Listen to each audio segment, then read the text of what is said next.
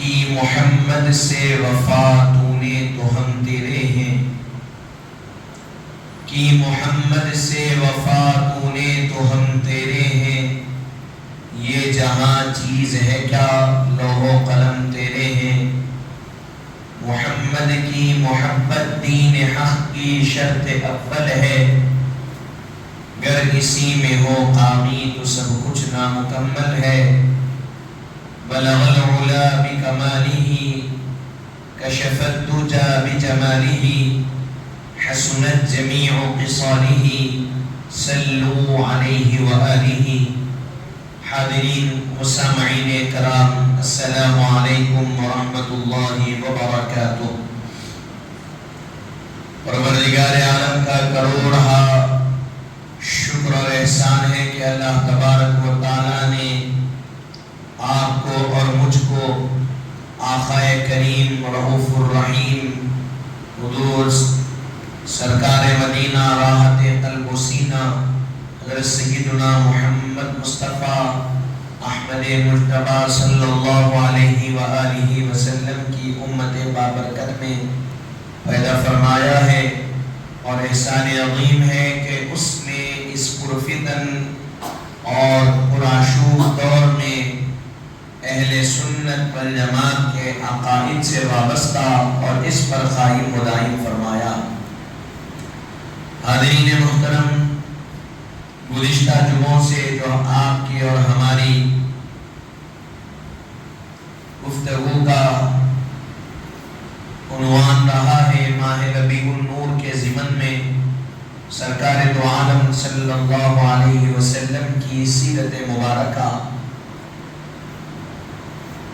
حاضرین و سامعین کرام، آقا کریم رؤوف الرحیم صلی اللہ علیہ وسلم کی سیرت مبارکہ کو مکمل سماعت کرنا، مکمل بیان کرنا نہ میرے بس میں ہے نہ آپ کی سماعتوں کے بس میں ہے۔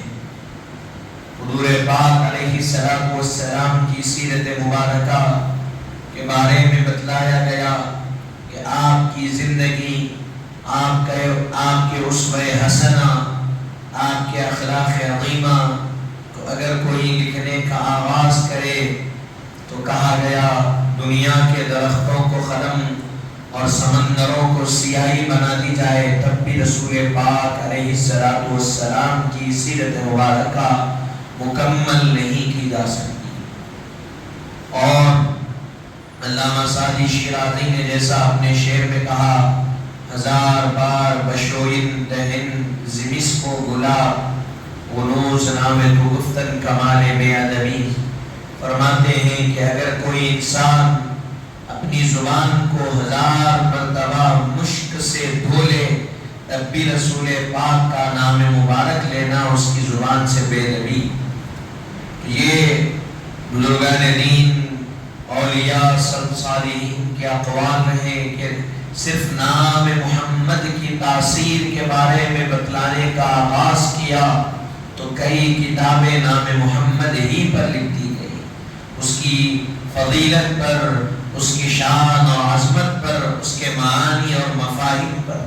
حاضرین محترم، مختصر انداز میں ہم جتنی بھی اللہ نے ہم کو سعادت بخشی ہم سن رہے ہیں، بول رہے ہیں، اسی تسلسل کو آج اختتامی مراحل کی طرف لاتے ہوئے حضور پاک علیہ السلام کی سیرت مبارکہ کے چند اہم گوشوں کی طرف ہم توجہ کرنے کی کوشش کریں گے۔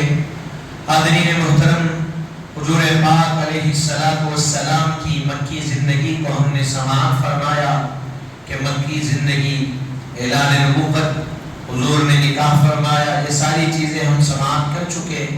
اعلان نبوت کیا 40 سال کی عمر مبارک میں، وحی کا آغاز ہوا، قرآن مجید نازل ہوئی، پہلی آیتیں قرآن مجید کی سورہ علق کی آیتیں اللہ تبارک و تعالیٰ نے نازل فرمائی حضرت جبرائیل علیہ السلام کے ذریعے سے۔ سیرت کی کتابوں میں لکھا گیا یہاں مکے کے لوگ حضور کو ستاتے، تکلیفیں دیتے، اور حضور ان ساری دنیا والوں سے کٹ کر غار حرا میں تشریف لے جاتے، غار حرا میں بیٹھتے، اللہ تعالیٰ کا مشاہدہ فرماتے، الہی میں چلے جاتے، سیرت کی کتابوں میں لکھا گیا مراقبے کی کیفیت میں حضور لمبا وقت گزارتے، نمازیں پڑھتے، اللہ اذکار کرتے، مراقبہ کرتے، مشاہدہ کرتے۔ ان کیفیتوں میں غار حرا میں حضور پاک علیہ السلام اپنے ایام کو گزار رہے ہیں، وہی کیفیت میں ہے، توجہ اللہ کی طرف لگی ہوئی ہے، اور اللہ تعالی حضرت جبرائیل کو حکم فرماتا ہے کہ جبرائیل رسول پاک کے پاس جاؤ اور ان آیتوں کو حضور پاک علیہ السلام کو سناؤ۔ حضرت جبرائیل علیہ السلام بإذن الہی، بحکم الہی سدرۃ المنتہا سے تشریف لاتے ہیں، اور حضور پاک علیہ السلام غار حرا میں رونق افروز ہے، اور حضرت جبرائیل علیہ السلام فرماتے ہیں اقرأ، حضور پاک علیہ السلام کو کہ رسول پاک صلی اللہ علیہ وسلم پڑھیے، اقرأ پڑھیے۔ حضور پاک علیہ السلام کے پاس آئے، حضرت جبرائیل کہنے لگے اقرأ پڑھیے۔ حضور پاک علیہ السلام ارشاد فرماتے ہیں ما انا بقارئ، میں نہیں پڑھنے والا۔ پہلی مرتبہ کہا میں نہیں پڑھنے والا۔ حضرت جبرائیل علیہ السلام نے معانقہ کیا، گرم جوشی کے ساتھ حضور کو اپنے سینے مبارکہ کو لگایا، پھر اس کے بعد کہا اقرأ پڑھیے۔ پھر حضور نے ارشاد فرمایا ما انا بقارئ، میں نہیں پڑھنے والا۔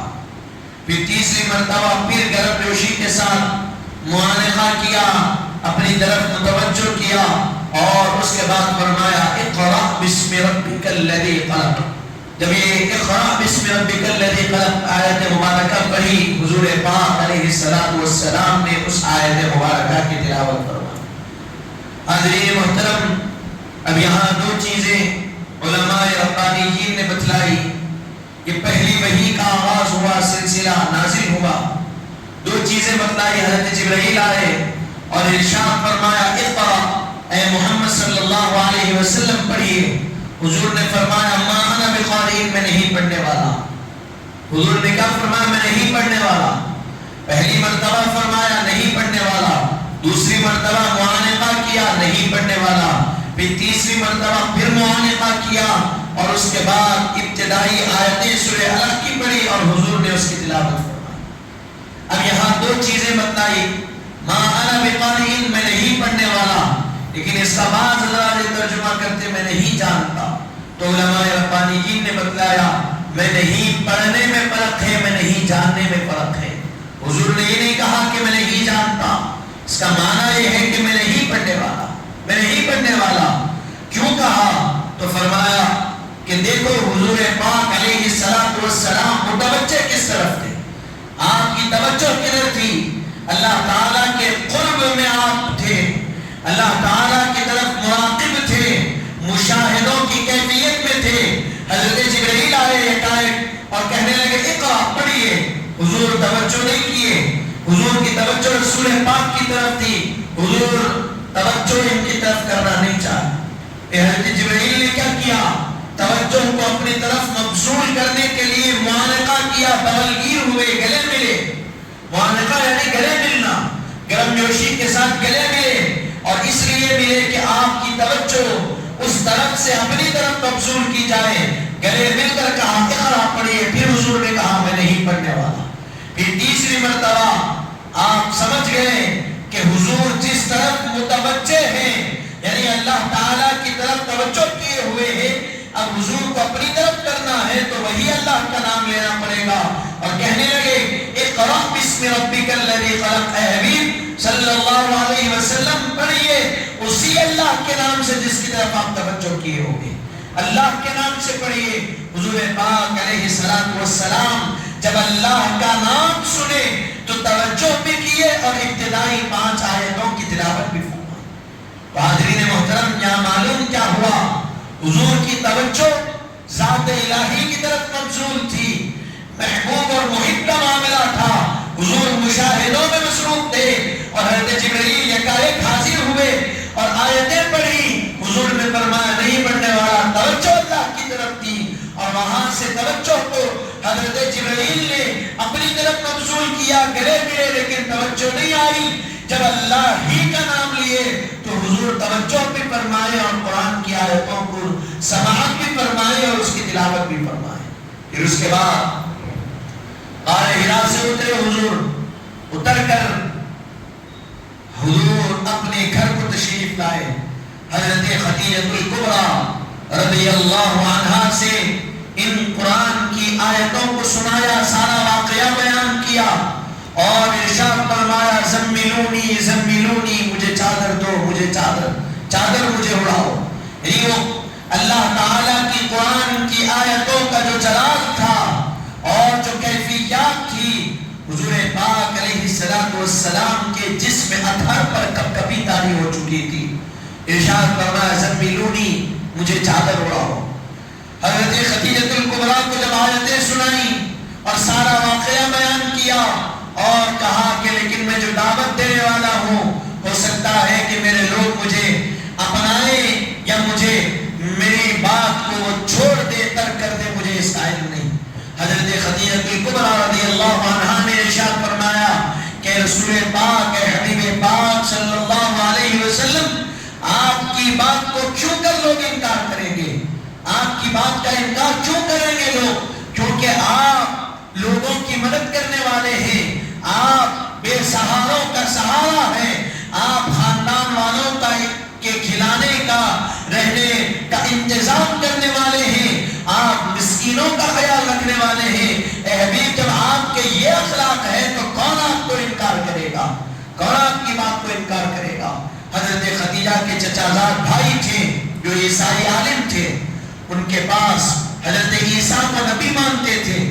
حضرت خدیجہ الکبریٰ نے کیا کیا؟ حضور کو ساتھ لے کر وہاں پہنچی، حضور ساتھ گئے اور حضرت خدیجہ نے سارا واقعہ ان کو سنایا۔ وہ جب سارے واقعے کو سنے تو کہا واللہ اے محمد صلی اللہ علیہ وسلم، آپ کے پاس جو شخص قرآن کی آیتیں لے کر آیا، کلام اللہ کی آیتیں لے کر آیا، وہ وہی فرشتہ ہے جو موسیٰ کے پاس بھی آیا کرتا تھا، وہی فرشتہ ہے جو عیسیٰ کے پاس بھی آیا کرتا تھا، اور اس فرشتے کو جبریل کہتے ہیں۔ اے محمد، آپ اللہ کے نبی بن کر، خاتم النبیین بن کر تشریف لائے ہیں، اور اگر آپ جب اعلان نبوت کریں گے، میں اس وقت اگر رہوں گا تو میں سب کچھ چھوڑ کر آپ کا ساتھ دوں گا، اور آپ یاد رکھیے جب آپ حق کی دعوت دیں گے تو آپ کو ستایا بھی جائے گا، آپ کو تکلیفیں بھی دی جائے گی، اور یہاں تک ظلم کیا جائے گا کہ مکے کے لوگ آپ کو مکے سے نکال بھی دیں گے۔ حضور نے ارشاد فرمایا کیا مجھے اس شہر سے جس میں میں پیدا ہوا اس سے نکال دیا جائے گا؟ میرے آباء و اجداد کا ہے۔ ارشاد فرمایا ہاں، ہر نبی کو تکلیف دی گئی، آپ کو بھی تکلیف دی جائے گی، اور یہی لوگ آپ کی زمین کو تنگ کریں گے، آپ کو یہاں سے نکل کر ہجرت کرنا پڑے گا۔ حاضرین محترم، یہ ابتدائی قرآن کی آیت نازل، پھر وحی کا سلسلہ موقوف ہو گیا، رک گیا کچھ عرصے تک۔ پھر اس کے بعد دوسری وحی نازل ہوئی، یا ایھا المدثر قم فانذر۔ سورہ مدثر کی ابتدائی آیتیں اللہ نے دوسری وحی کے ذریعے سے نازل فرمائی۔ حاضرین محترم، یہ مکہ مکرمہ میں غار حرا میں یہ وحی نازل ہوئی۔ تو یہ غار حرا کیا ہے؟ حضور کی خلوت کی جگہ ہے، وہاں حضور تشریف لے جاتے اور اللہ تبارک و تعالیٰ کی طرف متوجہ ہو کر بیٹھ جاتے۔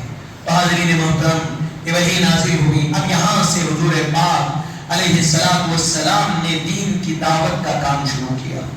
دعوت خاندان والوں کو دعوت دی، صفا کی پہاڑی پر چوٹی پر ٹھہر گئے، خاندان والوں کو جمع کیا اور کہا، پہلے تو گھر میں دعوت دی، ایک بار کھانے کا انتظام کیا حضرت ابو طالب کے گھر میں، دوسری بار کیا، پہلی بار تو گفتگو نہیں ہوئی، کھائے اور ہنسی مذاق کر کر سب چلے گئے۔ دوسری مرتبہ جب گفتگو ہوئی تو کوئی حضرت ابو جہل حضور کی باتوں کو سن کر کہنے لگا کہ آپ یہ کون سا دین دے رہے ہیں؟ ہم اپنے باپ دادا کے دین پر ہیں، ہم اسی پر چلے گئے، کوئی آپ کو نہیں اپنائے۔ اور اس محفل، اس مجلس میں حضرت علی المرتضیٰ رضی اللہ عنہ نے، حضرت علی کی عمر 8 سال یا 9 سال کی عمر مبارک ہے، آگے بڑھ کر کہتے ہیں کہ محمد صلی اللہ علیہ وسلم، کوئی آپ کا ساتھ دے یا نہ دے، میں آپ کا ساتھ دینے کے لیے تیار ہوں۔ حضرت علی اسلام میں داخل ہو گئے، وہ پہلے سے تو وہی حضور ہی کی صحبت میں رہے، تربیت میں رہے، پرورش میں رہے، کلمہ پڑھ کر حضور کے ساتھ ہو گئے۔ حضور نے ارشاد فرمایا ہے قریش سنو، تم تمام پر میں ان کو فوقیت دیتا ہوں، تم تمام سے زیادہ یہ فضیلت پائے۔ قریش کو جو سرداران تھے چلا رہا تھا کہ تم ایک بچے کو ہم پر فوقیت دے رہے، ہاں کیونکہ یہ حق کو جانتا ہے اسی لیے میں تم سب پر ان کو فوقیت دے رہا۔ حاضرین محترم، دین کی دعوت کا آغاز ہوا، حضرت ابوبکر اسلام لائے، حضرت خدیجہ الکبریٰ اسلام لائی، حضرت زید بن حارث اسلام لائے، حضرت علی المرتضیٰ اسلام لائے۔ ابتدا میں اسلام لائے، پھر یہاں سے اسلام آہستہ آہستہ پھیلنا شروع ہوا۔ مکے کے قریب، مکے میں جب لوگ آئے، حضور صفا پہاڑ کی چوٹی پر ٹھہر گئے اور کہا کہ مکے والوں، میں تم کو کہوں اس صفا پہاڑ کے پیچھے دشمن ہے، تم پر حملہ کرنے والا ہے، کیا تم اس بات کا یقین کرو گے؟ تو سبوں نے کہا ہم ضرور یقین کریں گے۔ ارشاد فرمایا اسی طرح میں کہہ رہا ہوں، میں اللہ کا نبی بنا کر بھیجا گیا ہوں، ایک اللہ کی طرف تم کو دعوت دیتا ہوں، آؤ ان تمام خداؤں کو چھوڑو، ایک اللہ کی عبادت کی طرف بڑھو۔ جب یہ کہا تو سب جھٹلا دیے، چلے گئے واپس۔ ایسے وقت اور حالات میں حضور نے دین کی دعوت کا کام شروع کیا، آغاز کیا، آہستہ آہستہ دین کی دعوت شروع ہوئی۔ اب یہاں لوگوں کو بھی معلوم ہو گیا کہ محمد عربی صلی اللہ علیہ وسلم ایک نیا دین لے کر آئے۔ ہم جو دین پر عمل کرتے ہوئے آ رہے ہیں، ہم جو خداؤں کو پکار رہے ہیں، وہ ان خداؤں کو نہیں مانتے ہیں، ایک خدا کی طرف بلاتے ہیں، نیا دین لے کر آئے ہیں۔ تو بہرحال تکالیفوں کا آغاز بھی شروع ہو گیا۔ جیسے ہی دعوت شروع ہوئی، صرف حضور پر نہیں، حضور پر بھی تکلیفیں، اب سب ساری تکلیفیں دے کر دیکھ لیے۔ حضور پاک علیہ السلام کے متعلق سیرت کی کتابوں میں لکھا گیا، کبھی حضور پاک علیہ السلام کے راستے میں کانٹے بچھائے گئے۔ حضور پاک علیہ السلام صحن مکہ میں نماز ادا فرما رہے ہیں، آپ کے گلے میں کپڑا باندھ کر آپ کو گھسیٹا گیا، مکے میں تکلیف دی گئی۔ حضور سجدے کی حالت میں ہیں، اونٹ کی اجڑی ڈالی گئی، تکلیف دی گئی۔ حاضرین محترم، ہر تکلیف دیے، ہر قسم سے ستائے، لیکن حضور دین اسلام کی دعوت کو نہیں روکے۔ اب کیا کرنا؟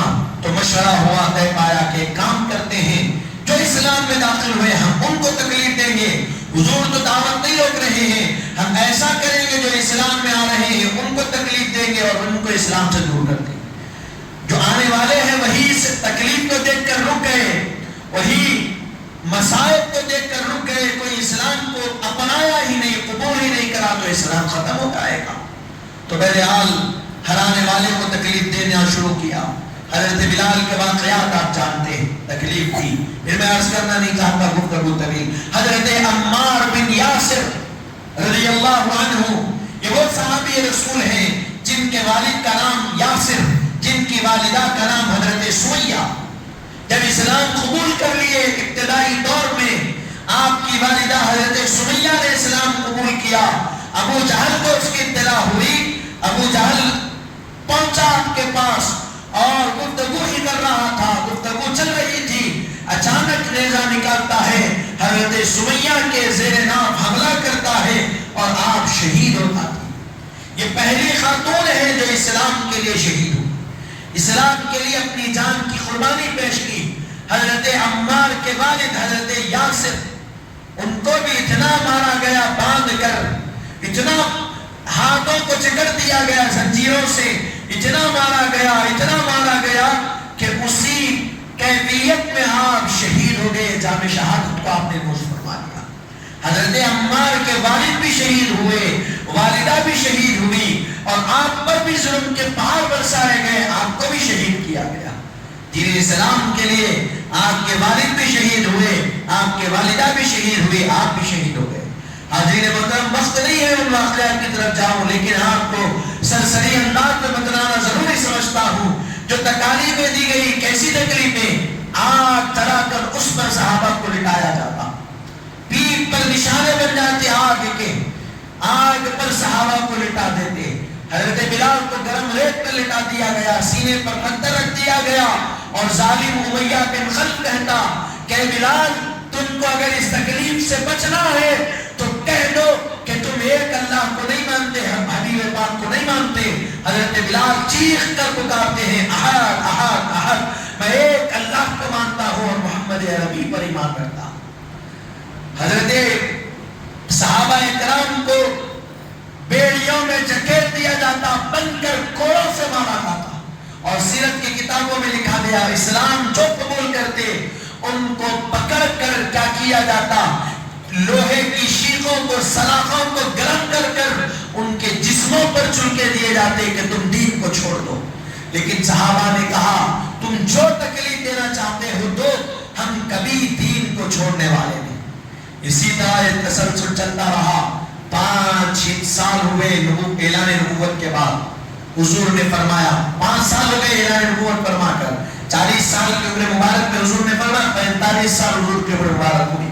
हुजूर ने फरमाया सहाबा इकराम को कि हम अब क्या करते हैं, एक काम करो, मुसलमानों की एक जमात तैयार हो गई। कहा कि तुम लोग यहाँ से हबशा की तरफ हिजरत करो, क्योंकि जुल्म बढ़ गया, तो अब यहाँ जुल्म से बचने के लिए काम करो, हबशा की तरफ हिजरत करो। हाज़रीन मोहतरम, ये सारे जुल्म मक्के वालों ने किए और आखिर में मक्के वाले क्या उनके दरमियान मशवरा तय पाया, तकलीफ दे रहे हैं, मुसीबत दे रहे हैं, मसाइब दे रहे हैं, सब कुछ दे रहे हैं। हुजूर किसी को यानी तकलीफ दे रहे हैं, हुजूर दावत नहीं रोके। मुश्किल आ रही है, हुजूर ने दीन की दावत नहीं रोकी और लोग हैं कि चौक दर चौक इस्लाम में दाखिल होते जा रहे हैं। क्या किया जाए? तो मुशरिकीन के दरमियान मशवरा हुआ, हुजूर के पास आए, कहा कि मोहम्मद सल्लल्लाहु अलैहि वसल्लम हम आपको दौलत देने के लिए तैयार हैं, आप दीन की दावत को छोड़ दीजिए। हम आपको इज्जत व हशमत देने के लिए तैयार हैं, आप दीन की दावत रोक दीजिए। हम आपको बेहतरीन औरत पेश करेंगे, आप दीन की दावत रोक दीजिए। आप क्या चीज चाहते हैं? आप दौलत चाहते हैं, हम दौलत देंगे। आप इज्जत चाहते हैं, हम इज्जत देंगे। आप औरत चाहते हैं, हम औरत देंगे, लेकिन आप इस दीन की दावत को रोक दीजिए। हुजूर ने सब सुना और सुनने के बाद कुरान की आयतों की तिलावत शुरू कर दी। वो मक्के वाले क्योंकि अहले अरब थे, अरबी से वाकिफियत थी, जब कुरान की आयतों को सुना तो मुतासिर हो गए, मानी और ममाहिम को समझ सकते। मैं भी कुरान पढ़ता हूँ, लेकिन हर कोई उसके मानी को समझ नहीं सकता, क्योंकि हम अरबी नहीं जानते। वो तो अरबी जानने वाले थे, जब सुने तो कुरान की आयतों को सुनकर मुतासिर हो गए, लेकिन वही था कि दिल में कुफ्र का पर्दा पड़ा हुआ था, उठे मुंह फेर कर चले गए। अब क्या किया? मशवरा दे पाया कि अब ना वो दौलत से रुकने वाले हैं, ना इज्जत से रुकने वाले हैं, ना और आखिर मकसद क्या है हुजूर का, क्यों ये दीन की दावत दे रहे हैं? क्या किया?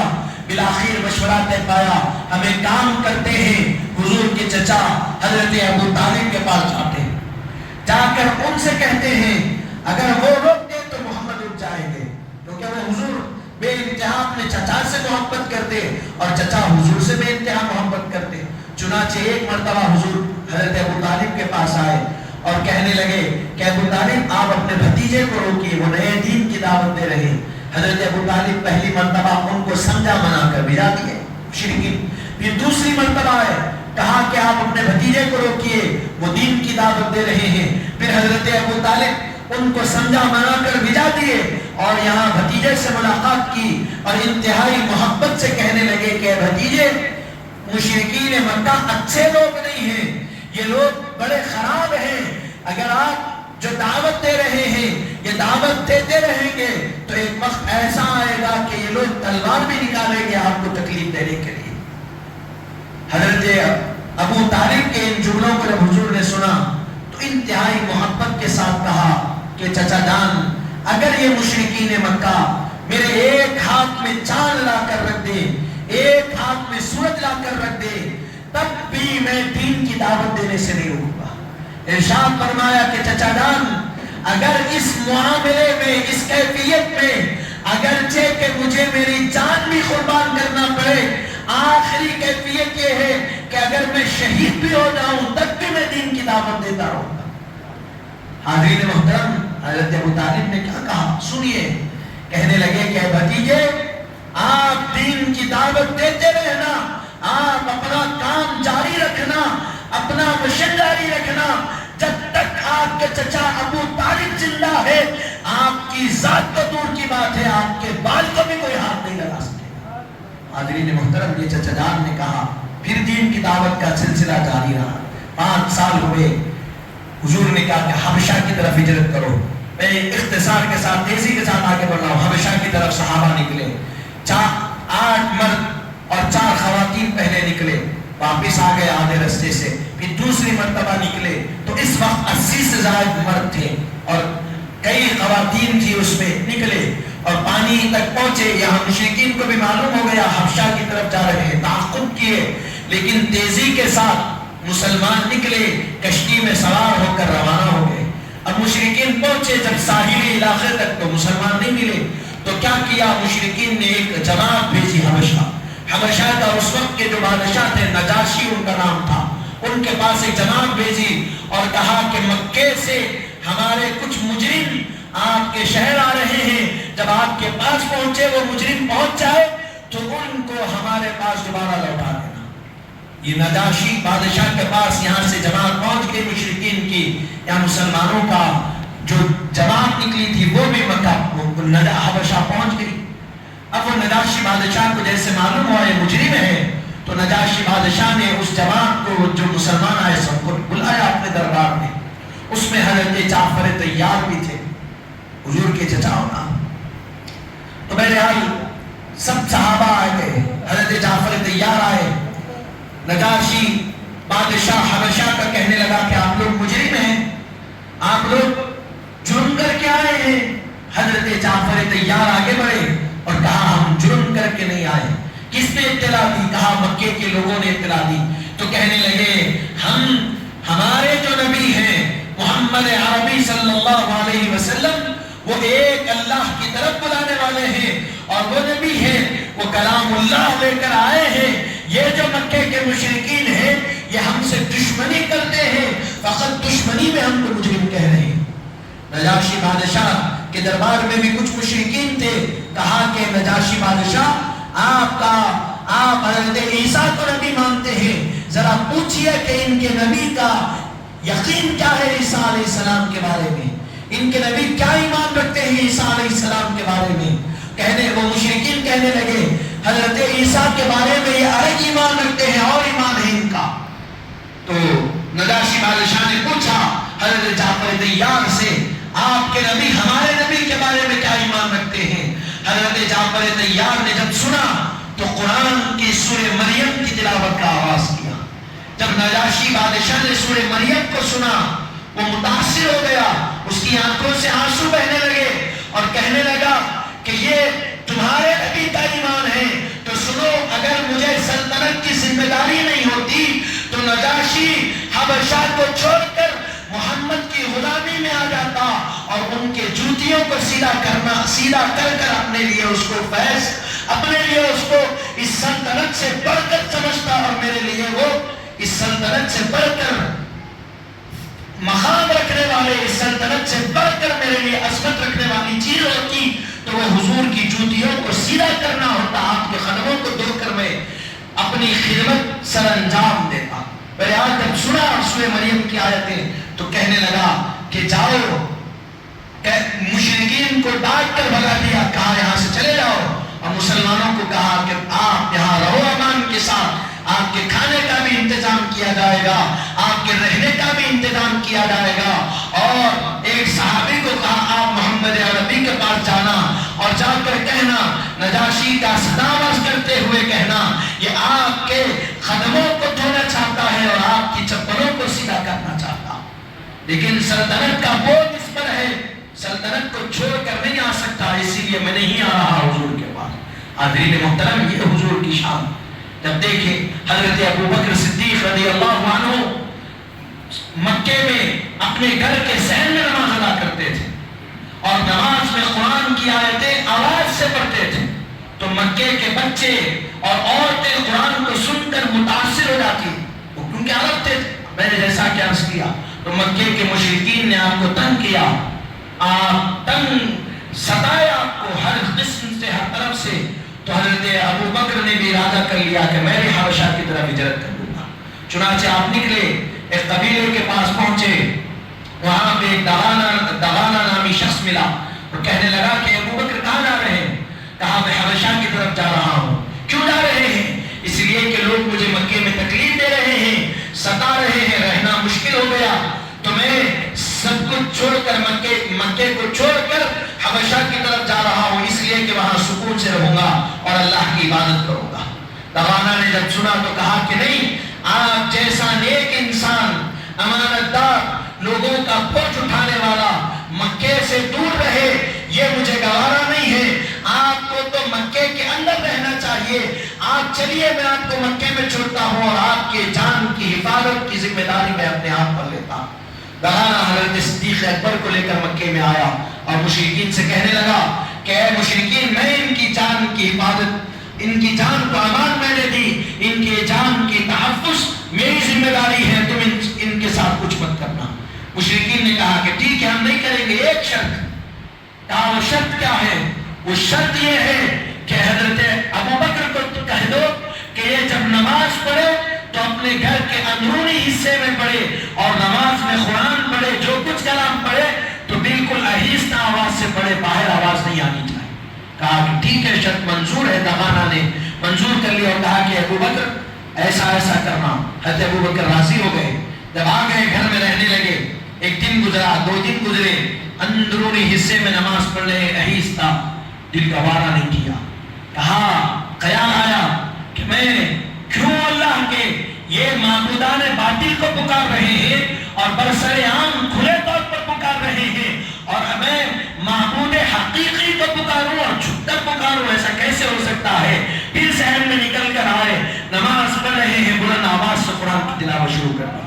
مشرکین جب سنے تو فوراً دغانہ کے پاس ایک شخص کو روانہ کیا، قاصد کو بلایا، دغانہ کو بلایا اور کہا کہ دیکھو، تم امان دیے تھے، جو معاہدہ ہوا تھا، حضرت ابو بکر نے اس معاہدے کو توڑ دیا، کیا کیا جائے؟ دغانہ نے کہا کہ ابو بکر، 2 چیزیں ہیں، یا تو تم آپ آہستہ قرآن پڑھیں گے یا پھر آپ حبشہ کی طرف چلے جائیں. میں اپنی، یا تو آپ آہستہ قرآن پڑھیں گے یا میں اپنی امان کو واپس لے لوں گا، یعنی میں اب آپ کے تحفظ کی ذمہ داری نہیں لیتا. حضرت ابو بکر نے ارشاد فرمایا، دغانہ، میں قرآن کا آہستہ نہیں پڑھ سکتا، تو ایک کام کر، اپنی امان واپس لے لے، میرے لیے خدا کی امان کافی ہے، میں اللہ کی امان میں ہوں، اللہ میری حفاظت کرنے والا. حاضرین محترم، یہ ایسے دن پہنا. حاضرین محترم، آخری بات درس کرتے ہوئے اپنی بات کو تمام کر دوں، کیونکہ اب آئندہ جمعوں سے، کیونکہ ربیع الثانی کا مہینہ ہے، اس کے مطابق ہم قرض کرنا. آپ کے اور ہمارے نبی کیسے نبی؟ حضور پاک علیہ السلام کی آمد نہیں ہوئی ابھی، حضور دنیا میں نہیں آئے. 1000 سال پہلے تبا حمیری ایک بادشاہ تھا، اس نے جب مدینے کی طرف وہ پہنچا تو کچھ عیسائی عالم نے کہا کہ یہاں نبی آخر الزماں تشریف لائیں گے. آپ کے استقبال میں تبا حمیری نے کیا کیا؟ ایک گھر بنایا، بہترین گھر تیار کیا، مدینے میں گھر بنا دیا، اور وہاں اس کی ایک اولاد، اس کے ساتھ جو اولاد تھی، ایک اولاد کو رکھ دیا، کہا کہ یہاں تم رہنا، اگر میرے زمانے میں جب کبھی نبی آخر الزماں آئیں گے تو ہم اس گھر میں ان کو رکائیں گے. اگر میرے زمانے میں نہیں آئے، تمہارے زمانے میں آئے، تم رکانا، یا تمہارے بعد آئیں گے تو تم اپنی اولاد کو یہی وصیت کرتے ہوئے جانا، جب کبھی نبی آخر الزماں آئیں گے تو ان کو اس گھر میں رکانا. 1000 سال ہو گئے، حضور کی ولادت ہوئی، حضور مکے میں پیدا ہوئے، اور مکے سے ہجرت کر کے جب مدینہ آئے تو وہ جو ثنیات ودا کے پہاڑیوں کے پاس جب بچیوں نے استقبال کیا، اب ہر کوئی ہے کہ حضور میرے گھر میں رکیں گے، حضور میرے گھر میں رکیں گے. ہر صحابی کی یہ تمنا، حضور میرے گھر کو پسند فرمائیں گے. حضور نے کیا کہا؟ راستہ چھوڑ دو. حضور اپنی اونٹنی کو چھوڑ دیے اور کہا میری اونٹنی کو پتا ہے میں کہاں رہنے والا ہوں، میری اونٹنی جہاں جا کر بیٹھے گی میں اس گھر میں رہوں گا. اونٹنی کو چھوڑ دیے، کہا راستہ دو اونٹنی کو. اونٹنی گئی اور مدینے میں گھر کے سامنے بیٹھ گئی. پوچھا گیا ہے کس کا گھر ہے؟ کہا یہ حضرت ابو ایوب انصاری کا گھر ہے. اور یہ کس کا گھر ہے؟ تو کہا یہ 1000 سال پہلے تبا ہیمری نے جو گھر بنایا تھا یہ وہی گھر ہے. اور حضرت ابو ایوب انصاری انہی کی اولاد میں سے ہے. وہ چاہتے تھے کہ نبی آخر الزمان جب مدینہ کو آئے تو اس گھر میں رکھے. تو حضور نے 1000 سال پہلے جو بادشاہ نے گھر بنایا اس کے جو ارادہ تھا حضور نے 1000 سال بعد اس کو پورا کیا. اور حضور جب مدینے میں آئے اسی گھر میں حضرت ابو ایوب انصاری کے گھر میں حضور نے قیام فرمایا. حاضرین محترم بتائیے وہ کون سا شخص ہے دنیا میں حضور کے علاوہ جس کی آمد کا انتظار، جس کے رہنے کے لیے 1000 سال پہلے سے گھر بنایا گیا، وہ کوئی اور نہیں آپ کے اور ہمارے نبی حضرت محمد عربی صلی اللہ علیہ وسلم کی رات مبارکہ.